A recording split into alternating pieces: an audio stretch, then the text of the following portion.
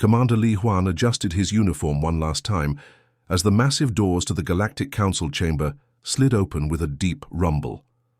The sound echoed through the crystalline halls like thunder, but his heartbeat remained steady. Behind him, Ambassador Kim So-young placed a reassuring hand on his shoulder. "Remember, Commander," she whispered, "whatever they decide today, we go home with dignity." The chamber stretched before them like a vast amphitheater carved from living starlight. Representatives from 847 different species filled the ascending tiers, their forms ranging from the graceful butterfly-winged ethereals to the massive rock-skinned titans of Proxima. Floating translation orbs buzzed around each delegate, converting thousands of languages into coherent meaning. At the center podium, High Chancellor Vorthak raised his 6 arms for silence. His species, the Dominion, had ruled galactic politics for over 10,000 years. Their blue-scaled faces showed no emotion as they prepared to deliver judgment. "The matter before us today," Vorthak's voice boomed through bioacoustic amplifiers, "concerns the human species and their disruptive influence on galactic stability." Li Huan felt the weight of nearly 1,000 alien gazes upon him. The observation deck above, his wife Dr. Park Minji gripped the railing, her knuckles white. She had spent 15 years working alongside alien scientists, building bridges between species. Now those same colleagues refused to meet her eyes. The crystalline hive's representative, a shimmering insectoid creature, clicked forward. "Humans reproduce too quickly. Their colonies spread like infection across star systems." A murmur of agreement rippled through the assembly. The Aquatic Federation's delegate, speaking through a water-filled communication suit, added their concern. "Their technology advances without proper oversight. In 50 Earth years, they have achieved what takes most species 5 centuries. Li Huan wanted to laugh. Humans were being punished for being too successful, too adaptable, but he remained silent, letting them build their case against his species. The accusations continued for hours. Humans were too curious, too willing, to explore dangerous regions of space. They interfered in conflicts that other species preferred to ignore. They asked too many questions about ancient technologies that were supposedly better left alone. Captain John Minsu, leader of the human Deep Space Exploration Fleet, transmitted a message to Li Huan's neural implant. "Commander, we're detecting massive fleet movements. Looks like they're planning to surround our colonies simultaneously." The trap was already in motion. While the Council debated, alien warships moved into position around every human settlement. This wasn't just a trial. It was a coordinated seizure. Finally, High Chancellor Vorthak called for the vote. All in favor of Resolution 2847A, the restriction of human expansion, confiscation of human advanced technology, and relocation of all human populations to designated reservation worlds. One by one, the species voted. The ethereals, whom humans had saved from a plague just 2 years ago. The Titan Collective, whose mineral rights humans had helped negotiate peacefully. Even the small rodent alliance, whose first contact with the galaxy had been guided by human diplomats. 800. And 47 votes in favor. 0 against, 0 abstentions. Li Huan felt something cold settle in his chest. Not anger, something deeper. Disappointment, perhaps. Or maybe clarity. "Commander Li Huan of the Terran Federation," Vorthak announced. "You have 72 hours to comply with this resolution. Failure to do so will result in military enforcement." The chamber fell silent as Li Huan stepped forward to the speaking platform. His footsteps echoed in the vast space. When he reached the microphone, he paused, looking up at each section. "Of delegates.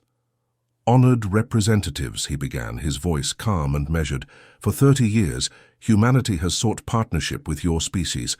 We have shared our knowledge freely. We have aided in your conflicts, solved your technical problems, and asked only for the right to exist alongside you as equals." The translation orbs hummed frantically, converting his words into hundreds of languages. "You call us unpredictable," he continued, a slight smile playing at the corners of his mouth. "You fear our progress. You believe we threaten your stability." He paused, letting the words sink in. "Very well. Dr. Park Minji leaned forward in the observation deck, recognizing the tone in her husband's voice. She had heard it only once before, during the Titan border crisis, when diplomacy had finally failed. "The Terran Federation accepts your decision," Li Huan announced. "We will not fight your resolution. We will not resist your fleets. We will simply leave." A confused murmur arose from the delegates. This wasn't the response they had expected. "In 72 hours, not a single human will remain in Council space," Li Huan declared. "You will have your stable galaxy. I hope you can maintain it without us." He turned and walked toward the exit, Kim So-young falling into step beside him. As they reached the doors, alarms began sounding throughout the station. Emergency broadcasts crackled to life. "All human vessels are departing their assigned positions," a frantic voice reported. "Repeat, every human ship, station, and settlement is beginning immediate evacuation procedures." The great chamber erupted in chaos as delegates realized the implications. Li Huan paused at the threshold and looked back one final time. "Good luck," he said simply, then disappeared into the corridor. Within hours, the exodus began in earnest. Human cargo ships appeared at every colony, loading families and equipment with military precision. Space stations that had orbited alien worlds for decades suddenly broke anchor and vanished into hyperspace. Research facilities, trading posts, and diplomatic embassies, all empty within a day. The Council representatives watched their sensors in growing unease as humanity simply faded away, leaving no trace of their presence except empty docking bays and silent communication channels. They had won their victory. The dangerous, unpredictable humans were gone. None of them realized they had just destroyed themselves. The first sign of trouble came from the Outer Rim territories. Captain Yulthes of the Crystalline Merchant Guild was making his routine cargo run through the Vega corridor when the pirates struck. 3 sleek raider ships emerged from the asteroid field, their weapons charging with deadly intent. "This is Captain Yulthes requesting immediate assistance," he broadcast on all emergency channels. "Pirate attack in progress at coordinates 77 Alpha. Silence," answered him. For 15 years, human patrol ships had responded to such calls within minutes. The Terran Defense Fleet had maintained constant vigilance over the major trade routes, their advanced sensors detecting threats before they could fully materialize. Now, there was no one coming. The pirates boarded his vessel with brutal efficiency, making off with rare crystals worth millions of galactic credits. Yulthes survived, but barely. His ship limped back to port, with half his crew in medical pods. Similar reports flooded in from across the galaxy. The Aquarian trade fleet lost 17 vessels in a single week. Merchant captains who had grown comfortable under human protection now traveled in heavily armed convoys, their profits eaten away by security costs and insurance premiums. But these attacks were nothing compared to what Dr. Kim Junho was discovering in his research laboratory on Centauri Prime. Kim Junho had spent the last 6 months trying to understand why his quantum field measurements were showing impossible readings. The elegant equations that had described stellar mechanics for centuries were breaking down. Stars that should have been stable were showing signs of dangerous fluctuation. His laboratory was a maze of holographic displays and quantum sensors, each one telling the same disturbing story. The fundamental forces that held star systems together were weakening in ways that made no scientific sense. "Computer, show me the resonance field data from the Altair system," he commanded. A 3-dimensional map materialized before him, showing the intricate web of quantum forces that kept the binary star system stable. Where there should have been smooth, predictable waves, he saw chaos, fluctuations that grew stronger each day. Dr. Shin Hayami, his research partner, entered the lab with a datapad clutched in her trembling hands. "Junho, you need to see this. The Proxima Centauri measurements are even worse." The hologram shifted, displaying another star system. This one showed massive disruptions in the quantum field, like cracks spreading through invisible glass. At the center of it all was a pattern that made Kim Junho's blood run cold. "These aren't natural fluctuations," he whispered. "Someone was actively maintaining these fields. The resonance patterns show signs of deliberate adjustment, Constant fine-tuning to prevent... To prevent what? Shin Hayami asked, though her expression suggested she already feared the answer. Kim Junho ran calculations through the quantum modeling system. The results made him stagger backward. Stellar collapse, nova explosions, gravitational cascade failures. Someone was preventing disasters that we never even knew were possible. He immediately called for an emergency session of the Galactic Science Council. Representatives from dozens of species gathered in the great amphitheater on Centauri Prime, their various forms of communication creating a symphony of clicks, whistles, and harmonic tones. Council leader Vorthak materialized via hologram, his 6 arms crossed in obvious irritation. Dr. Kim, this emergency session has interrupted crucial trade negotiations. Your message claimed immediate galactic danger. I trust you have evidence to support such dramatic claims. Kim Junho activated the main display, showing his quantum field data across multiple star systems. Honored council members, our galaxy is more fragile than we realized.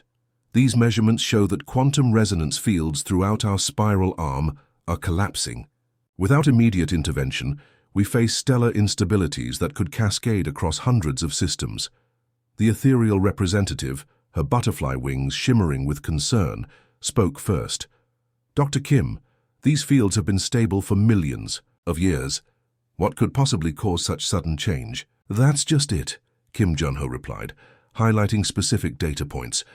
They weren't naturally stable. Look at these patterns, the micro-adjustments, the constant corrections to prevent resonance buildup. Someone was maintaining them. An uncomfortable silence fell over the assembly. The implications were staggering. The Titan Collective's massive stone delegate rumbled to life. Are you suggesting that an unknown species has been secretly manipulating galactic physics? Not unknown, Kim Junho said quietly. Human. Chaos erupted in the chamber. Representatives began shouting in dozens of languages, their translation, devices struggling to keep up with the cacophony. Council leader Vorthak's voice boomed over the noise. Impossible. We managed space for millennia before humans arrived. They were a young species with primitive technology. Dr. Shin Hayami stepped forward, activating a second display. Council leader, we've analyzed the maintenance patterns. They began exactly 32 years ago, when humans first achieved interstellar travel. Every adjustment, every correction, matches the deployment schedules of human deep space vessels. The evidence was overwhelming. Quantum sensors showed that human ships had been making regular stops at seemingly empty points in space, their advanced technology performing maintenance tasks that other species couldn't even detect. The Aquatic Federation delegate's water-filled suit bubbled with agitation. You're telling us that humans were secretly holding our star systems together? Not just holding together, Kim Junho explained, bringing up more data, optimizing them. Look at these efficiency readings. Stellar output increased by an average of 12% in systems where humans operated. They weren't just preventing disasters, they were making everything work better. The reality hit the council like a physical blow. For 30 years, they had assumed human activities in deep space were exploration or resource gathering. In truth, humans had been quietly maintaining the infrastructure that made galactic civilization possible. Council leader Vorthak's scaled face showed the first signs of genuine fear. How long before these systems fail completely? Dr. Shin Hayami consulted her calculations. Based on current degradation rates, we have perhaps 18 months before the first stellar collapse. After that, the cascade effect could destabilize entire sectors. The chamber fell silent as representatives absorbed the magnitude of their situation. They had expelled the very species that had been keeping them alive, and now the galaxy itself was beginning to unravel. In the deepest regions of uncharted space, human sensors detected the quantum fluctuations spreading across their former territory. Admiral Park Sungjin reviewed the data with grim satisfaction. They're beginning to understand, he told his staff. Soon they'll realize the true cost of their decision. The first cracks were spreading, and there was no way to stop them. The alarm klaxons began screaming at 0347 Galactic Standard Time. Captain Zexhai of the cargo vessel Morning Star, was enjoying his sleep cycle when the emergency beacon pierced through his quarters like a knife. He rolled out of his biopod, his forearms scrambling for the communication panel. "Bridge to Captain," came the panicked voice of his navigator. "The Magellanic Gate is fluctuating wildly. Quantum readings are off the charts." Zexhi's blood turned cold. The Magellanic Gates were the backbone of galactic travel, massive wormhole. Generators that allowed ships to cross vast distances in minutes instead of years. They had operated flawlessly for over 2,000 years. "Set course for the nearest emergency beacon," he ordered, rushing to the bridge. Through the viewport, he could see other ships changing direction, their running lights creating streams of color against the star field. The Morning Star was still 3 light minutes away when it happened. The gate, a massive ring structure, the size of a small moon, began to pulse with unstable energy. Bolts of raw quantum force lashed out like lightning, striking nearby asteroids and vaporizing them instantly. Ships caught in the outer edge of the disturbance spun wildly as their navigation systems failed.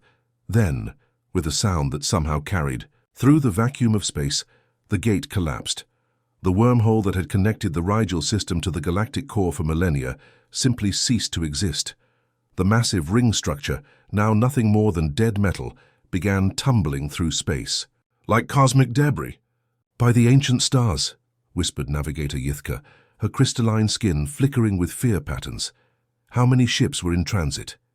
The answer came through emergency broadcasts, flooding all channels.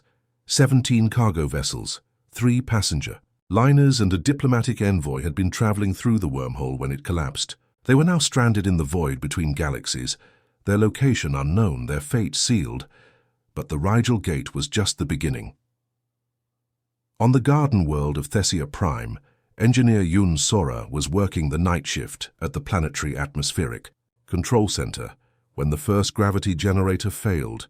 The massive facility housed hundreds of interconnected systems that maintained the planet's artificial gravity field, allowing the low-mass world to support diverse alien life. The failure began with a subtle vibration in the floor. Yun Sora, who had maintained these systems for 8 years, immediately recognized the warning signs. She rushed to the main control panel, her fingers flying over the holographic interface. "System diagnostic complete," the computer announced in its calm, mechanical voice. "Primary gravity generator offline, backup systems at 60% efficiency, and declining." Yun Sora felt her stomach drop as she accessed the technical specifications. The generators bore the distinctive quantum signature of human technology, the elegant, efficient designs that had been gifted to dozens of worlds as part of early human diplomatic initiatives. "Computer, when was the last maintenance protocol executed on these systems?" "Maintenance protocol has not been executed in 7 months, 2 weeks and 4 days, the computer replied. "Previous maintenance was performed by Terran Engineering Corps personnel." The horrible truth hit her like a physical blow. The humans hadn't just given them technology, they had continued to maintain it secretly. Every few months, human technical teams had visited worlds throughout the galaxy, performing routine maintenance on systems that other species couldn't fully understand. Now those maintenance visits had stopped. Across the planet, gravity fluctuations began affecting major population centers. In the capital city of New Thessia, buildings swayed as gravitational fields weakened. Citizens floated helplessly as local gravity dropped to half normal, then surged back to dangerous levels. Yun Sora worked frantically, trying to stabilize the failing generators. But her people had never truly understood the technology they relied on. They had operated the systems, but the humans had maintained them. "Engineering to all stations," she broadcast on the emergency channel. "We need immediate evacuation of all high-rise structures. Gravity fluctuations are becoming critical." Similar reports flooded in from dozens of worlds. On Proxima 7, the atmospheric processes that made the desert world habitable began shutting down one by one. The ethereal colonies watched in horror as their floating cities began to fall from the sky as anti-gravity systems failed. The Aquatic Federation's underwater cities lost their pressure regulators, forcing millions of water-breathing aliens to evacuate to emergency shelters. Even the mighty Titan homeworld saw their mountain-sized mining equipment grinding to a halt as power distribution systems collapsed. But the most terrifying failure was yet to come.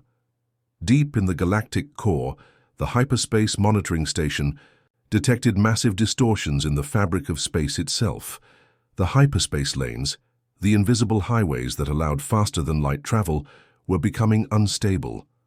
Dr. Vexthon, the station's chief scientist, stared at his readings in disbelief. "This is impossible," he muttered, running the calculations again. "Hyperspace topology doesn't just change. It's been stable for millions of years." His assistant, a young crystalline researcher named Kythera, pointed to a cluster of data points. "Doctor, look at these interference patterns. They match the quantum signatures we detected around human deep space operations." The implications were staggering. Humans hadn't just been exploring hyperspace, they had been actively maintaining it. Their ships had been making constant micro-adjustments to hyperspace topology, preventing the natural drift that would eventually make faster-than-light travel impossible. Council leader Vorthak materialized in the monitoring station via emergency hologram, his 6 arms trembling with barely controlled panic. "Dr. Vexthon, report on the hyperspace situation." "Council leader," Dr. Vexthon replied, his voice hollow, "we're facing complete collapse of the hyperspace network within 18 months. Without constant maintenance, the quantum tunnels that allow FTL travel are destabilizing. Entire sectors will be cut off from each other." The chamber fell silent except for the hum of failing equipment. "How?" Vorthak demanded. "How did we not know about this?" Kythera stepped forward, her crystalline body reflecting the emergency lights. "Council leader, we've analyzed 30 years of human space activity. They weren't just exploring or trading. They were performing maintenance on systems we didn't even know existed. Our entire galactic civilization has been running on human life support." In the council chambers, emergency sessions ran around the clock as reports continued to pour in. The galactic trade network was collapsing as ships became stranded between failed gates. Planetary systems were failing as human-maintained technology shut down. Communication networks went dark as relay stations lost power. The scope of the disaster was beyond anything the Council had imagined. They had thought they were expelling a troublesome species. Instead, they had expelled the maintenance crew that had been keeping galactic civilization functional. Council leader Vorthak stood before the assembled representatives, his proud bearing finally broken. "Fellow beings," he announced, his voice barely above a whisper, "we have made a terrible mistake. We didn't contain humanity. Humanity was containing cosmic disaster." In the observation deck above, the few remaining human diplomats who had chosen to stay and monitor the situation watched with grim satisfaction. Ambassador Lee Kyungmin activated his communication device, sending a message into the deep void, where humanity had vanished. "The unraveling has begun," he reported. "They're finally understanding what they've lost." The response came back immediately. "Let them learn the hard way. We tried to help them. They chose pride over survival." The galaxy was coming apart at the seams, and there was no one left to fix it. The greatest armada in galactic history assembled at the edge of known space. 1,000 warships from 47 different species formed a massive fleet that stretched across several light-years. At its center, the flagship Galactic Unity housed representatives from every major civilization in the Council. Admiral Choi Daeho stood on the bridge of his command vessel, the Eternal Search, studying the star charts that showed nothing but empty void ahead. The Korean-born admiral had served the Council for 20 years, but this mission felt different. This wasn't conquest or exploration, this was desperate survival. "Admiral," reported Navigator Thexley, her tentacles dancing across the sensor controls, "we're detecting faint quantum trails. The signatures match human propulsion systems, but they're strange. More advanced than anything in our databases." Daeho nodded grimly. Intelligence reports suggested that humanity had vanished into the outer dark. the unexplored regions beyond the galactic rim where space itself behaved differently. No expedition had ever returned from those depths. "Follow the trail," he ordered, "and keep all weapons powered down. We're here to negotiate, not fight." The fleet plunged into the unknown, leaving the familiar spiral arms of the galaxy behind.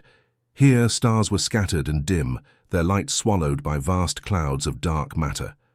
Ancient debris floated through space, the remnants of civilizations that had risen and fallen before the Council ever existed. 3 weeks into their journey, they found the first impossible structure. "Admiral," called out sensor operator Kixtow, his 4 eyes wide with disbelief, "you need to see this." The main view screen displayed something that violated every law of physics. A massive ring, larger than most planets, hung in empty space, with no gravitational anchor. But it wasn't floating, it was folded. Space itself bent around the structure, creating a pocket of reality that existed partially outside normal dimensions. "By the ancient codes," whispered Dr. Ythmora, the fleet's chief scientist, "that's not just advanced technology, that's reality. Manipulation." As they drew closer, more impossible sights revealed themselves. Entire star systems had been restructured, their planets connected by bridges of crystallized space-time. Artificial suns burned with energies that shouldn't exist, providing light and heat to worlds that floated freely between galaxies. These aren't just colonies, Deho realized. They're engineering projects on a cosmic scale. The fleet's communication systems suddenly activated without warning. Every ship in the Armada received the same message simultaneously, broadcast on frequencies that penetrated their shielding like it wasn't there. "Unknown vessels," came a familiar human voice, speaking in perfect galactic standard. "You are approaching restricted space. State your purpose." Deho stepped forward to the communication array. "This is Admiral Choi Deho of the Galactic Council Fleet. We seek an audience with human leadership. Our galaxy is dying without your assistance." Silence stretched for long minutes, then another voice responded, one that made Deho's heart race with recognition. "Admiral Deho," the voice said warmly, "this is Captain Zhang Hiesu. We served together during the Proxima border crisis, didn't we?" Deho remembered her well, a brilliant tactical officer who had saved his ship during a pirate ambush 15 years ago. But something in her voice seemed different, more confident, as if she had gained knowledge that went beyond mere experience. "Captain Zhang," Deho replied. "Yes, I remember. You saved a lot of lives that day. I'm hoping you might save a lot more lives today." A new signal appeared on their sensors, a single ship approaching from the direction of the impossible structures. But as it drew nearer, Deho realized it wasn't moving through space in any conventional sense. It was stepping between dimensions, appearing and disappearing like it existed in multiple realities at once. The vessel that materialized before their fleet defied description. Its hull seemed to be made of crystallized light, shifting between solid matter and pure energy. Geometric patterns flowed across its surface like living tattoos, and it radiated power signatures that made their instruments scream warnings. "Permission to come aboard your flagship," Captain Zhang's voice requested. "I think we should speak face to face." Minutes later, the transport bay of the Galactic Unity filled with impossible light. When it faded, Captain Zhang Hiesu stood before them, but she had changed in ways that made Deho's mind struggle to process what he was seeing. She still looked human, but there was something more now. Her eyes held depths that seemed to contain entire galaxies. When she moved, space around her rippled slightly, as if reality had to adjust to accommodate her presence. Most unsettling of all, she seemed to exist in multiple dimensions simultaneously. Deho could see her clearly, but also catch glimpses of other versions of her, like reflections in cosmic mirrors. "Hello, old friend," she said, her voice carrying harmonics that touched something deep in his consciousness. "You look tired." The assembled representatives from dozens of species stared in stunned silence. This was no longer the human they remembered from council meetings. This was something that had transcended the limitations of ordinary existence. "Captain," Deho managed, "what happened to you, to your people?" Zhang Hiesu smiled, and for a moment she looked like the officer he had known years ago. "We learned, Admiral.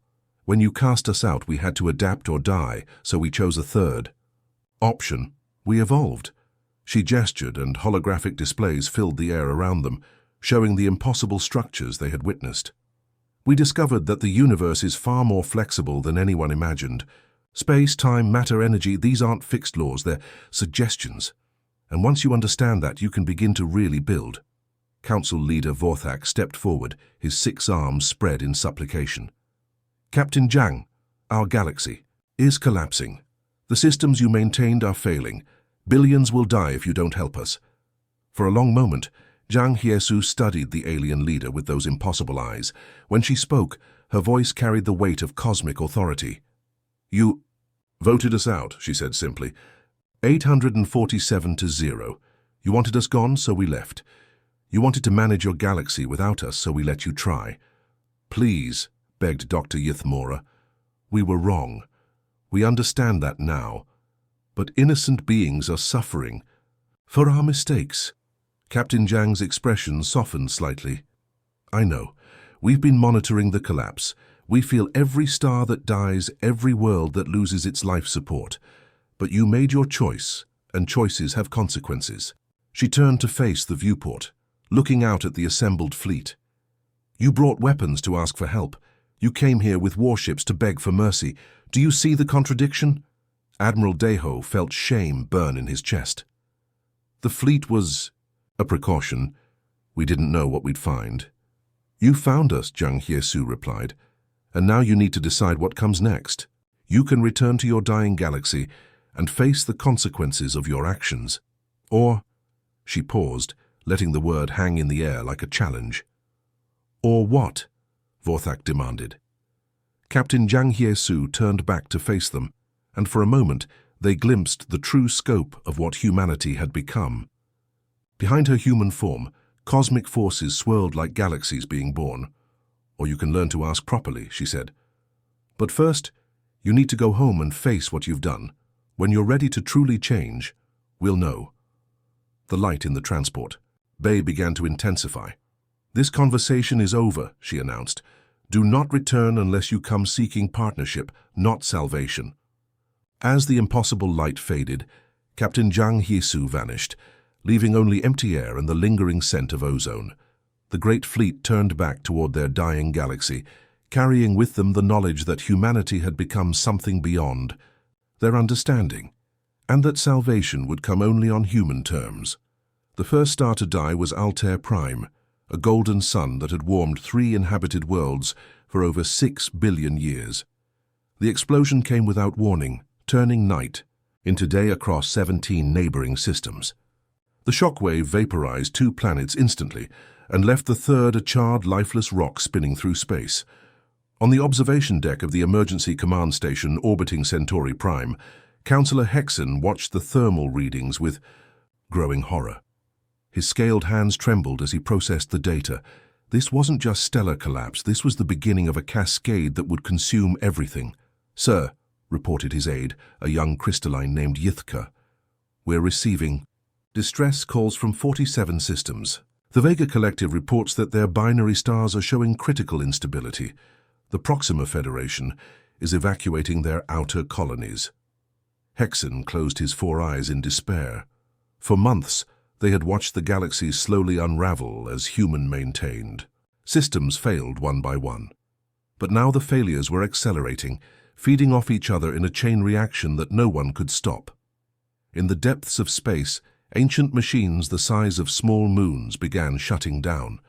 These were the stellar regulators, massive constructs built eons ago to prevent dangerous resonance between neighboring star systems. For 30 years, human engineers had quietly maintained them, making adjustments so subtle that even the machine's original builders had forgotten they existed. Now, without human oversight, the regulators were failing. The Betelgeuse system was next. The red giant star, held stable for millennia by careful gravitational manipulation, began to collapse inward. The implosion triggered a hypernova explosion that tore through space at nearly the speed of light, sterilizing everything within 100 light-years. But the worst catastrophe was yet to come. Deep in the galactic core, the Great Barrier began to crack. This was humanity's most secret project, a massive dark matter construct that prevented the galaxy's central black hole from consuming nearby star systems.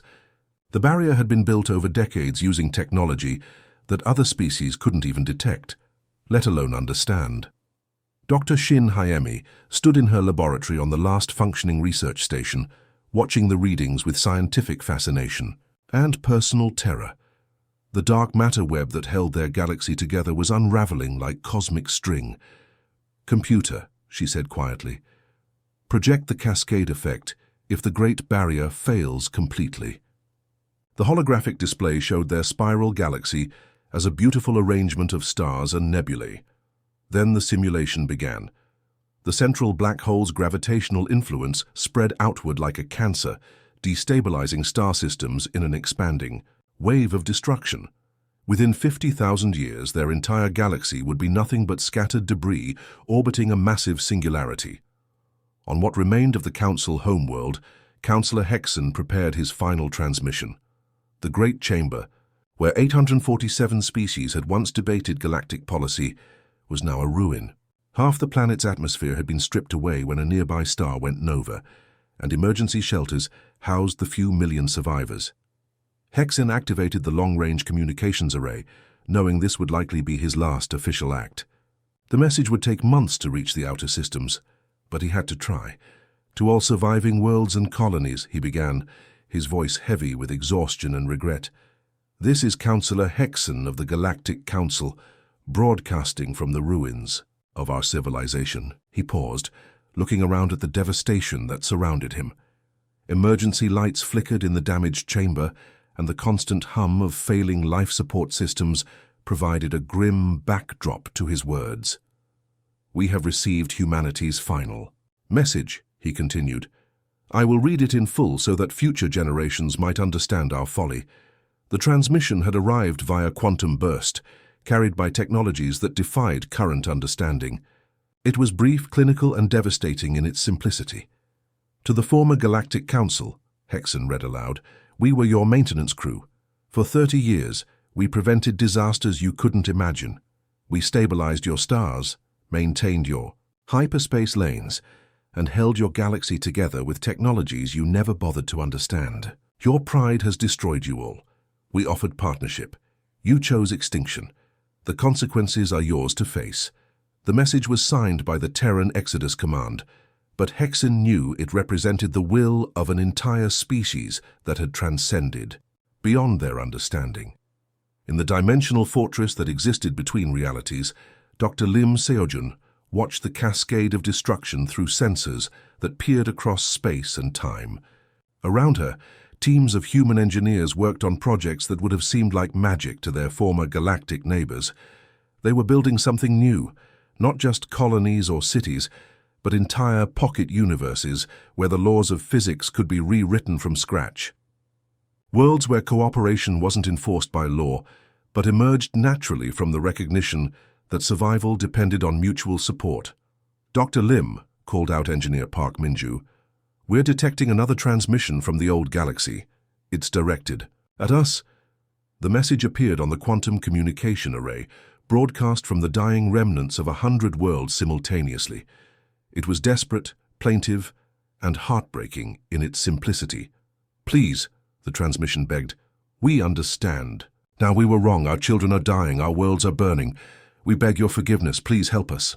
Dr. Lim Seojun stared at the message for a long moment, then deleted it without responding. Around her, the construction of their new universe continued without pause. "Ma'am," ventured Park Minju carefully, "shouldn't we at least acknowledge the transmission?" Dr. Lim turned to face her colleague, and in her eyes was the wisdom of a species that had learned the hardest lesson in the galaxy. "They had their chance, Minju. For 30 years, we offered them partnership. We shared our knowledge freely. We maintained their civilization without asking for thanks or recognition." She gestured toward the displays showing the collapsing galaxy. "They responded by voting us into exile, 847 to 0. Not a single species stood with us when we were condemned. The construction around them continued, humans building impossible structures that existed in multiple dimensions simultaneously, creating pocket realities where new forms of life could evolve and thrive. Now they face the cosmos alone, Dr. Lim concluded, as we once did. The difference is we learned to adapt and grow. They chose to remain proud and rigid. Another transmission arrived, then another. Desperate pleas from dying worlds, offers of tribute and submission, promises of reform and cooperation. Each message was deleted unread. The great spiral galaxy that had once housed thousands of civilizations continued its collapse. Stars died in chains of destruction that lit up the cosmic dark. Ancient trade routes became graveyards of ships that would never reach their destinations. Worlds that had known peace for millennia were consumed by forces they couldn't comprehend or control. In the end, only a few scattered systems survived, isolated islands of life in an ocean of destruction. The survivors huddled around dying stars, their great civilizations reduced to primitive colonies struggling for basic survival. The Galactic Council was gone. The trade networks were gone. The vast web of cooperation and communication that had connected 1,000 worlds was gone. But in the spaces between dimensions, humanity thrived.